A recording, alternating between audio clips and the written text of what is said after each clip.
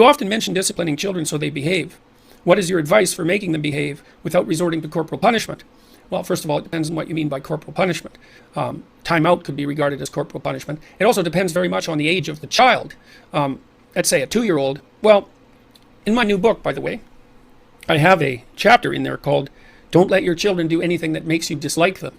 And the reason that I wrote a chapter about that is because people who let their children do things that make them dislike them end up disliking them. And because there's a huge power differential, generally speaking, between adults and children, if you end up disliking your children because they're not behaving well, they're behaving disgracefully, say, or they're challenging your position in the authority hierarchy too regularly, something you won't put up with, by the way, even if you think you will, it's necessary to get your disciplinary routine straight. So the first thing I would say is figure out what the rules are. There shouldn't be too many.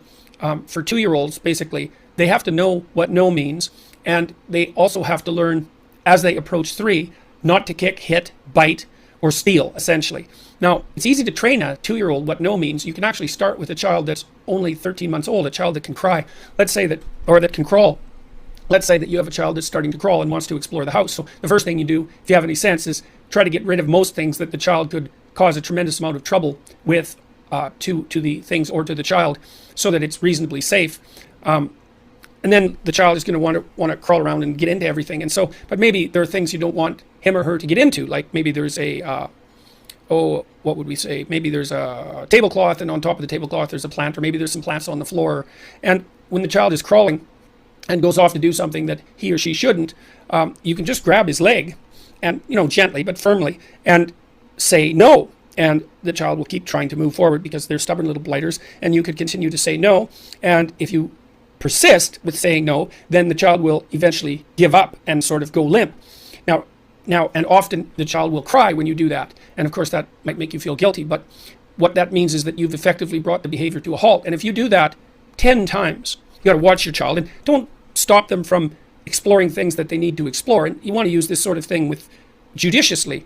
You can grab them by the leg and say no, and no, no, and wait until they give up. Usually they'll cry, and then you can let them go. And then soon, after you do that about 10 times, soon then, if you just say no with the same tone of voice, the child will, generally what happens, the child will immediately cry and then stop. And then after about 10 repeats of no without having the leg grabbed, then no will just produce stopping of the behavior. And that's unbelievably useful, because as soon as you train your child to understand what no means, then they really have free reign of the house in some sense, with relative minimal supervision from you. First of all, they can learn what things they're not supposed to get into, and it's amazing how fast children can learn that, and how fast they can generalize to the class of things that they shouldn't get into. Like, you don't have to teach them every single thing. They can generalize very rapidly. That's not much different than thinking. But also, once they are capable of understanding what no means, you have an extremely potent means of helping them regulate their behavior with a minimum of intervention. So that's unbelievably useful. So now, let's say you have a 2-year-old who's pretty contentious, and 2-year-olds are pretty contentious, some of them in particular, because about 5% of 2-year-olds, most of them are male, are quite aggressive by temperament, and those are the ones that if you put with other 2-year-olds will frequently kick, hit, bite, or steal. Not all kids are like that, but some are, and most of them get socialized out of that by the time they're about 4. Now, let's say you have, and at 2, they also start to experiment with saying no back, and also with misbehaving, although they can do that even younger than that. So if you have a 2-year-old who's particularly rambunctious and who decides he isn't going to listen to you, we'll use he in this example because it's boys that are more likely to misbehave and not listen. You can pick them up and, by the arms. Now, you got to get your attitude right, because you don't want to be stupid. You don't want to let your kid make you mad, especially when they're really little, because you're really big and you can hurt them. And so you got to have a clue. That's why you want to get the rules of discipline in order, the minimum rules of discipline, and why you want to have a strategy. But let's say your 2-year-old is insisting upon doing something that you don't want him to do, like inserting a fork into an electrical outlet, and you just can't have that. And so you can say no. Hopefully you've already done the no training that I recommended. And then if that doesn't work, what I recommend doing is picking the child up by the arms and then putting them on the steps. Say, look, you sit there until you're ready to listen. Now, usually the child will sit there, and then the rule has to be something like, you can get up as soon as you're ready to be a civilized human being again. And you can refer to yourself, your own attitude during a process like that, because if the child does comply and sits on the steps and then comes and says, I'm ready to be good, and you like him again, you got to be honest about this, then you can tell that he's honest in his decision to rejoin the civilized world.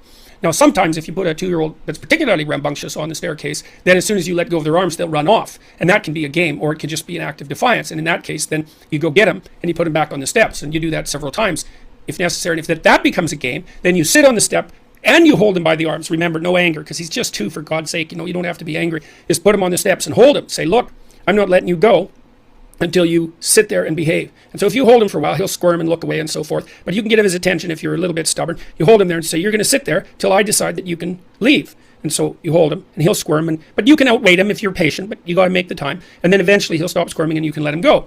And then you can sit there and watch him. And when you think he's, decided that he's going to be a civilized creature, then you can say that's good, and you can give him a pat on the head, and you can say, let's go back and do what we're doing. And the rule has to be, you see, that the punishment not only has to bring the behavior to a halt in the most merciful manner possible, but that's still effective, but it also has to satisfy your need for order and justice so that you don't carry resentment and irritation about the child's misbehavior forward with you, because you don't want to kid yourself about what sort of nice person you are. You're not nearly as nice a person as you think, and no one likes to be brought down the authority hierarchy by a recalcitrant 2-year-old.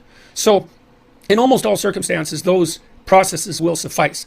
There's other disciplinary strategies that you can use too that are more positive. I mean, one of the things that you can do, for example, if you're, let's say you want to get your child to go to bed, which is a really good idea. You should set a stable bedtime for your child. And I would say if they're under 4, it should be around 8 or 7 or something like that, because you want to have a life, and you want to have a life with your wife so that you don't end up hating your child.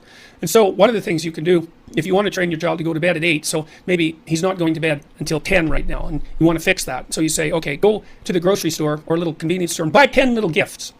They can be cheap. Kids don't care. They're not very bright, you can fool them. So buy 10 little things that you think your kid would like and wrap them up, and then put them up on a shelf where he can see them and can't get at them. Then you say, look, kid, I'm going to put you to bed at 9:30 tonight, and if you don't get out of bed, then I'm going to give you one of these gifts in the morning. So, or you can do it another way too. If the child is always giving you a rough time about getting ready for bed and going to bed, you can say, look, if you put on your pajamas without fussing and you climb into bed, then I'll give you one of these little gifts.